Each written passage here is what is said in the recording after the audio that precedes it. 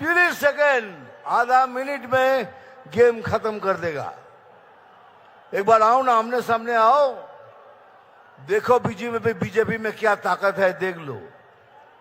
खाली पुलिस को बोलो तुम निरपेक्ष हो जाओ।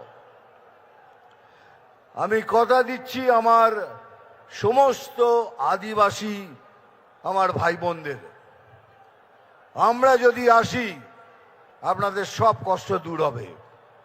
পড়াশোনার জন্য একটা টিচার নেই, আসবে। যত কষ্ট পেয়েছেন আমরা সব দূর করব, এ আমি গ্যারান্টি দিয়ে বলছি।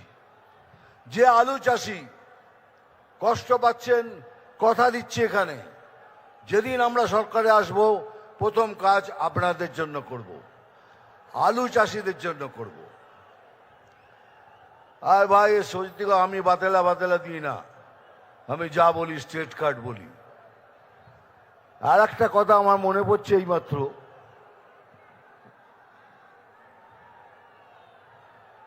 মানে যত ধরনের মিথ্যে কথা উনি বলেন, আমি বলি কি উনি 10 জন পলিটিশিয়ানের মধ্যে ভারতবর্ষের উনি একজন। সবাই আমার উপর রেগে যেত, কি করছো দাদা, উনি একটা ফেইল্ড পলিটিশিয়ান, উনি একটা বাজে পলিটিশিয়ান, আপনি ওকে 10 জনের মধ্যে একজন বলছেন। তার কারণ আছে রে, কেন বলছি। উনি জানেন একটা সমাজের মেরুদণ্ড ভাঙতে কি লাগে। প্রথম হলো শিক্ষা, দ্বিতীয় হলো কার্য। উনি শিক্ষা ব্যবস্থা এবং কার্য অবস্থা দুটোই শেষ করে দিয়েছেন।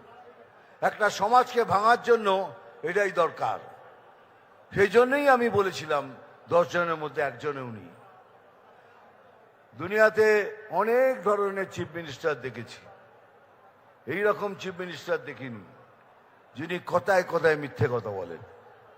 এত মিথ্যে বলেছেন যার মিথ্যে বলার সময় নেই। কারণ আপনাদের সূচনা দিচ্ছি, হাত ভেঙেছে, পা ভেঙেছে, এবার কিন্তু আরো কিছু ভাঙতে পারে, তার জন্য তৈরি থাকবেন। হয়তো চলে গেল আইসিইউতে, আর আইসিইউ থেকে বক্তৃতা দিচ্ছেন, আমার কি হবে। আইসিইউ থেকে বক্তৃতা দেওয়া যায়, উনি এমন ভাবে ব্যবস্থা করবেন তাতে আইসিইউ থেকে বক্তৃতা দেওয়া যায়। যাই হোক, বেশি কথা বলবো না, আমি জানি স্যার এসে গেছেন, স্যারকে সশ্রদ্ধ প্রণাম। আমার এখানে যারা বসে আছেন তাদেরও প্রণাম। ডায়লগ তো বলতেই হবে, বলে নি, আবার বলবো, আমি জল ঢোড়াও নই, বেলে বোড়াও নই,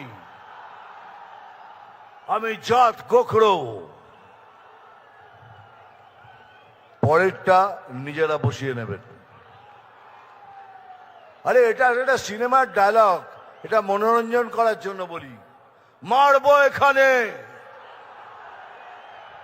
তোরাই যখন বলিস তাহলে আমার দরকার কি বলার। নাম তুফান, বছরে 1-2 আসি, যখন আসি তখন প্রলয় ঘটে, আর যখন যাই নিজেকে যারা ভগবান মনে করে তারা তাদের অস্তিত্ব খুঁজে বেড়ায়।